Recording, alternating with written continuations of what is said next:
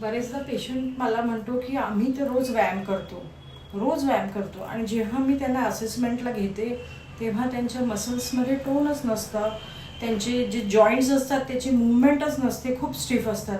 मग मी त्यांना विचारते, तुम्ही म्हणताय रोज व्यायाम करतो, मग तुम्ही कोणचे व्यायाम करता? मग तेव्हा मला उत्तर मिळतं की आम्ही वॉकिंग करतो. So to be honest, walking is not an exercise. ती एक्सरसाइजेसमध्ये इन्क्लूड होत नाही. Walking is functional.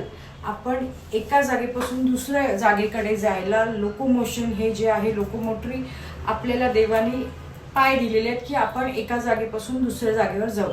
आता काय होतं आहे, आपण एका जागेपासून दुसऱ्या जागेकडे जायला पण आपण गाड्या वापरायला लागलो आहे.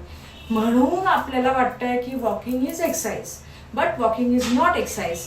मग तुम्ही व्यायाम कोणचे करायला पाहिजे? तुम्ही स्विमिंग करू शकता, ओके, तुम्ही योगासनं करू शकता. योगासनं हा सर्वात सुंदर व्यायाम आहे ज्याच्यात तुमचं body to mind connection develop होतो. तुम्ही प्राणायाम करू शकता, तुम्ही एरोबिक एक्सरसाइजेस करू शकता, तुम्ही हिट एक्सरसाइजेस करू शकता, तुम्ही जिमला जाऊ शकता, तुम्ही कोणता एक स्पोर्ट्स घेऊ शकता ॲज अ रिक्रिएशनल ॲक्टिव्हिटी.